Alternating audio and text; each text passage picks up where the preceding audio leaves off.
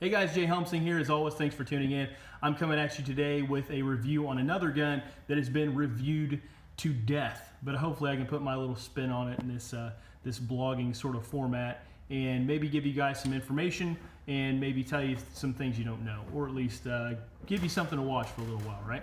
So the gun that we're talking about is going to be the Gen 4 Glock 19. Now, I'm not billing this gun as the Gen 4 Glock 19 FS, because even though that's what it is, there really isn't a whole lot to that package, and I'll kind of get into that in just a moment. But Gen 4 Glock 19, and we'll go into it in depth here in just a few moments. Before I do that, I'm going to tell you guys something that may shock most of you, and that is that if I could only pick one gun, and I had to sell all my other guns, I could only keep one gun, this would be the gun that I would keep. And I'll kind of get into some of the reasons for that as this goes through. But it's definitely a very competent handgun, and it has flawless reliability. I've had several Gen 4s in compact, subcompact, full-size versions. I've never had one that was just a true limit or that just wouldn't run. So these guns work. They're not the best in the world at really much of anything, but they'll do pretty much anything you ask of them. So very well-rounded gun. So let's start out top to bottom as usual. This gun came with metal sights, and it did not come with these sights, but it came with the metal Glock sights. These were changed out really quickly by me, even though the metal sights were like a selling point for the summer special guns, which I find kind of hilarious, because those metal sights, by the way, Glock, if you're listening, should be installed on all of your guns. Okay, if you want to stick with that style of ball in the front and the little horseshoe basket or whatever at the rear, that's fine. But you should probably put those metal sights on every gun you make, because the plastic sights are they're nothing but dovetail protectors. I mean, they're really laughable. I've seen some of them run, but all it's going to take is one brush up against the wall or one really nice fall on the ground and your sights are gone. And yeah, you can shoot a gun without sights, but it makes it just a little bit more difficult. So those metal sights that came on it were okay. I don't know what they retail for, probably 30, 40 bucks. They're not something I'd leave on there, and they definitely weren't a reason for me to purchase the gun. So those came off. These Magwell Hackathorn sights went on there. They have a tritium front, which kind of makes it a little more of a well-rounded gun to answer any issues that I have in the dark hours. But moving on to the slide itself, the selling point, obviously, Glock 19 FS is the front serration here, and you can have that done by any competent millsmith out there. Several different companies do that now and do a great job of it. I selected this model because I do manipulate from the front end quite a bit, and even if it doesn't have the serrations on there, I'll have a tendency to do that. It's just easier to rock the gun into your hand and manipulate it that way, especially if it's got a spring that's tolerable like these Glocks do. Some of the guns have a pretty stiff spring. Let's see, the CZ P007, P09 model, for instance, pretty stiff spring, pretty solid lockup, and it's really hard to manipulate from the front like this. Glocks definitely aren't. So I don't do a lot of press checking. The main reason for that is because if you look closely enough, there's enough of a gap right here on the gun to see your brass in there anyway, and you can pretty much see that it's loaded. Secondly, because I loaded the gun and I know it's loaded. So you can tell by the sound it makes. I watched the round go up into the chamber. I'm sure it's loaded anyway. So I try not to fiddle with it a whole lot when it is in a hot condition like that. I know some people are all about doing the Hollywood press checks and all that stuff, and it's just not something that I'm really advocate of, or that I do in practice myself. So that's neither here nor there. Moving on with the gun, these serrations are just duplicate of the rear serrations, and they do a nice job. They do a nice job with this finish. This is the old style finish. It's not the newer diamond finish, NLDC or whatever it's called, that Glock came out with, which, by the way, I'm starting to absolutely loathe on the gun that I have that still has those, or still has that finish on there. That new finish is nice. It's supposed to be like the most durable finish ever put on a Glock slide or something, but it is slicker than Gorilla Snot, okay? And it's slick, period, even just in, normal conditions. So, and you'll see what I mean if you manipulate one of these in a gun store or something. If you try to do some front end manipulations with that, you'll feel the slide start slipping just because of the finish. This, with the older style finish, it's a little bit more chalky and it's a little bit more grippy, so you don't have the same sort of feeling there. So definitely a good slide to manipulate, and you're not going to have a problem running this no matter what. And again, you can send your normal Glock 19 Gen 4 off and have those serrations milled into the slide, no problem, and have basically the same thing. My local gun shop just happened to have this, and I fell in love with this gun for another reason I'll get into in just a moment. So moving on down with this, this proprietary Glock polymer here, it's more plasticky than some of the guns out there, but it does its job. It's not going to be anything where you all of a sudden have an unexpected malfunction of swelling or gets real brittle and cold or anything. I mean, these polymers, these guns have been tested to death. So, buy with confidence on that end. The trigger itself is, in this gun, it's really the selling point for the gun. I really like the trigger in this gun, and I'm not saying that this model gun, I'm saying this particular gun here.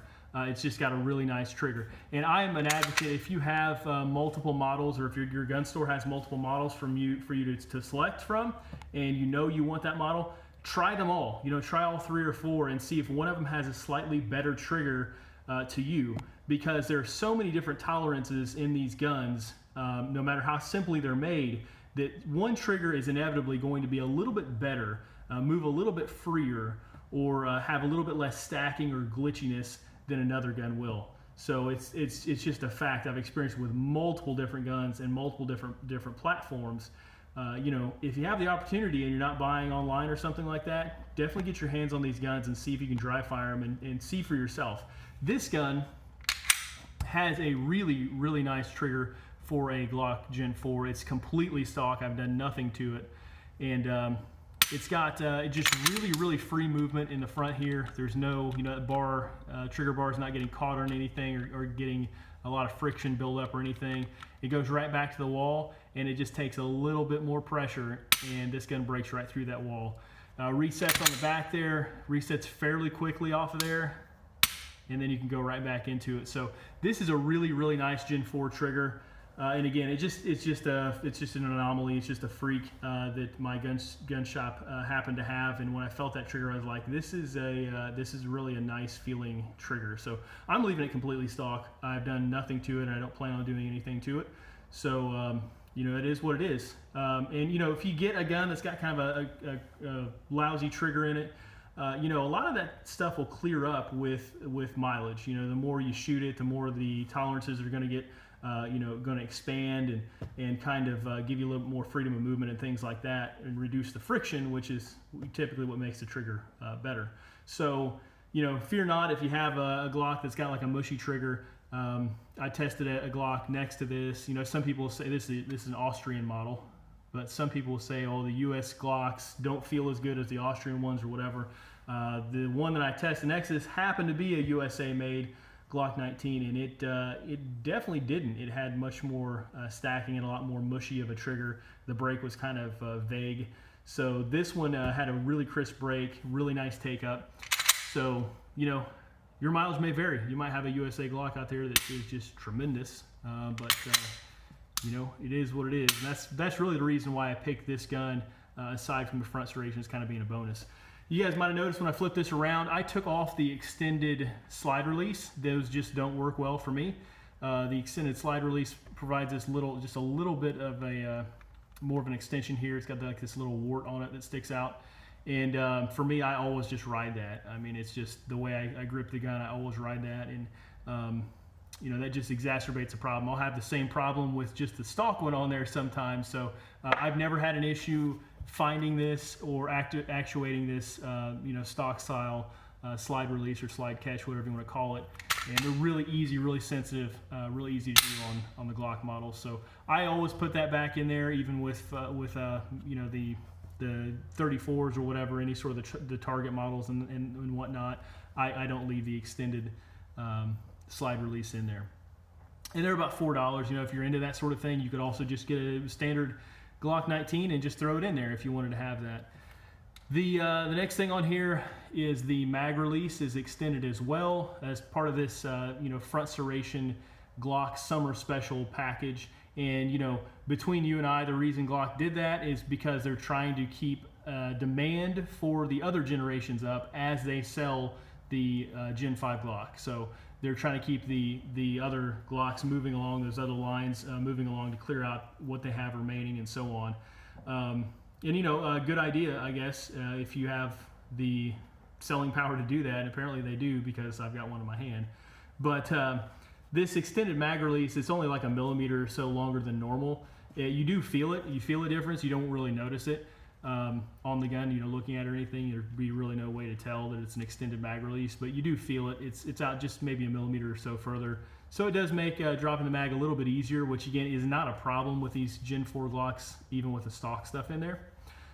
These can be purchased for like $4 online as well. So if you wanted to purchase one of those and put it in your gun, you can do so, right? So anything on this gun, except for the serrated slide, that's the only thing you can't just go out and buy. You'd have to send your gun off to get worked on. But this is pretty much just a Gen 4 Glock 19, and there's not a whole lot fancy about it or unique about it at all. It's just got a neat little feature that Glock probably should have put on their guns about 2 generations ago. So it's in my opinion, right? So I'm not billing this as the Gen 4 Glock 19 FS review. This is just pretty much a Glock 19 or any compact size Glock Gen 4.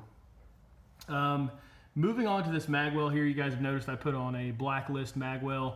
The reason I did that is because I carry my Gen 5 Glock quite a bit, and I wanted it to be kind of parallel between the Gen 5 and the Gen 4. Obviously, the Gen 4 has a decent Magwell. It's just not nearly as easy to load as the Gen 5 with the flared Magwell down there. But adding this did speed up the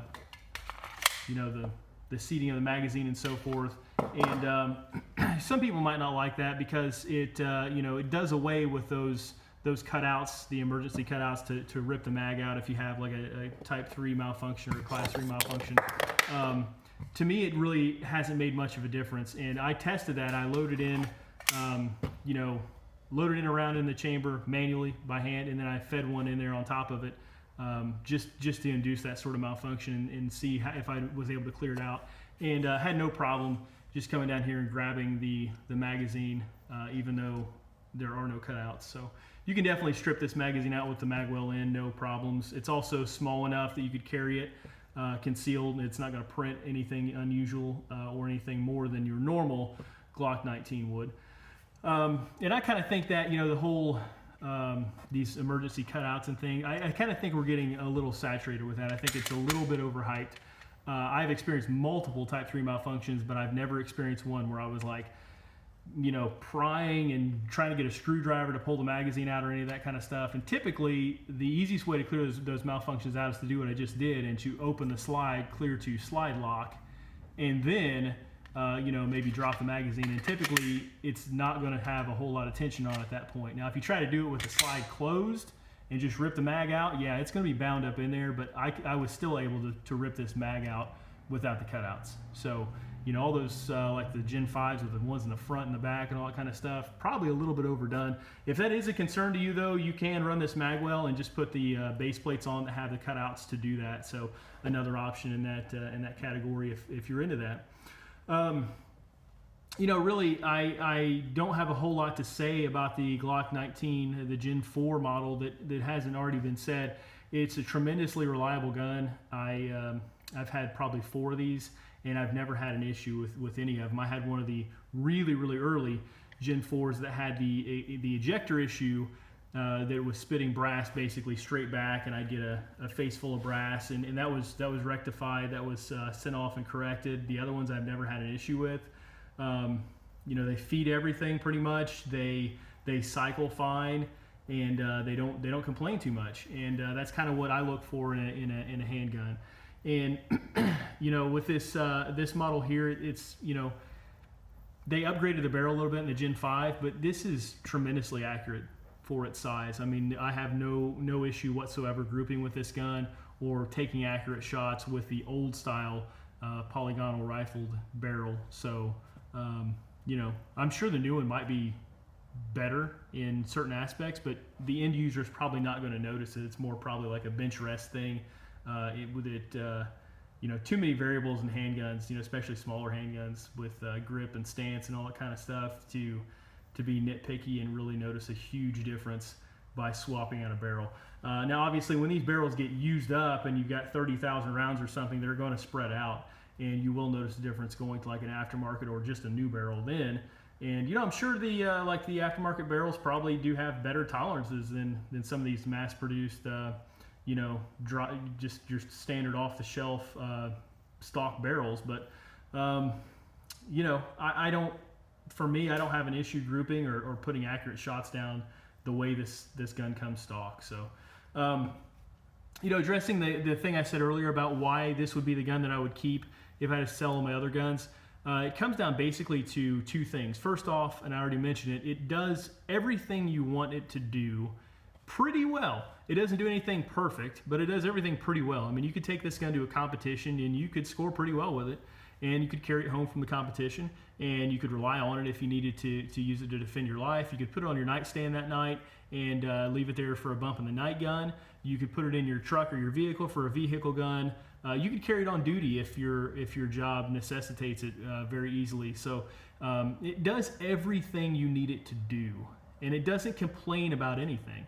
So that's really the reason why I would select this. Now, Gen 5 versus Gen 4, the jury's kind of still out. I really like the Gen 5, and I really like the Gen 4. So for me, the difference is the Gen 4 has a flooded market right now with parts. I mean, they're just everywhere, replacement parts. And even though, the magazines will work in Gen 5, Gen 4, whatever, but there are some things with the Gen 5, like the way the trigger return spring and so on, that you just can't find anywhere right now, at least not yet. They're not as common as parts for this. So, trigger return springs, all that kind of stuff, it's out there, and it's only a few bucks. Sure, you could send it off to Glock and say, hey, fix my gun, but if you wanted to wait a month or two to have that done, as opposed to paying $2 for a part you can throw in about a minute, I'm going to go with doing it myself and just relying on the market that is just so robust for these guns right now. So I'm sure the Gen 5 will be there, and maybe in 5 or 10 years, I'd say that the Gen 5 would be my go-to gun once the market gets saturated with repair and replacement parts for that model. The other thing is the Gen 5 just coming out. I'm sure it's a great gun, and they've made some changes more for durability and reliability, which is awesome, right? But they just don't have a lot of time on their feet yet. So just now, some departments are using those. I know people in IMPD that are using this. I believe the FBI using the M model, which is essentially the Gen 5 model Glock. So they're getting some mileage on them, but nothing like this. I mean, this is in wide use everywhere. Several military units are using these. Several high caliber military units that put a ton of rounds through these are using them. You've got multiple police agencies in multiple different countries using these. So the odds of having one of those kind of Sig Sauer surprise, oh well, if you do this magical test that we just created up, it's going to go off and discharge by itself. The odds of that happening to the Gen 4 Glock are pretty much nil. It's not going to happen, right? Every type of different scenario you can think of, this gun has probably been exposed to it because it's been out there for a while, and it's in widespread usage. So that again is another reason why, if I could only have one, I would pick the Gen 4. The grooves down here, they're a little bit tight, but they don't bother me. They offer some pretty good control. I don't really have any drastic downsides to this. I replaced the serrated trigger with the smooth trigger that came in the Glock 17 for the Gen 4, Gen 3 model. I just did that personal preference. I don't like the serrated trigger. It's over time it can just be a real irritant, and I would just rather have the smooth trigger, and that comes stock in the Gen 5 Glock 19 anyway. So for parallelism for me, it just made sense to install that trigger bar. Other than that, it's completely stock, and I'm not going to make any changes to that. I did the sights and the trigger bar here, and then reverted the slide stop back to a more standard type, and that's pretty much it. It's going to stay the way it is, and I feel like it's going to last a long time, and be able to do pretty much whatever I need it to do. So for those reasons, Gen 4, Glock 19, definitely a winner in my book. I'm not necessarily a Glock head or a Glock junkie or anything like that, but it's hard to go wrong. And I've said it before, there just aren't too many questions that are posed relating to handguns that the Glock 19 would not be a perfectly functional answer for. And in my opinion, Gen 4 is probably the way to go right now. Not that there's anything wrong with the Gen 5 or the Gen 3. I just like the grip texture of the Gen 4. I think it's really neat. I like the ability to put a beaver tail on there so I don't get slashed to death by the slide. And the Gen 5, in my opinion, just hasn't been rang out enough yet. And I'm sure it's going to prove to be a great gun. But until that time, until I feel like it's more mainstream and it's out there more, I will fall back on this Gen 4 here. So just my thoughts, my opinions like usual. I appreciate you guys for tuning in. And as always, keep up the likes, subscribes. Check me out on Instagram, same username. And I'll be back coming at you with some more information before too long. Thank you.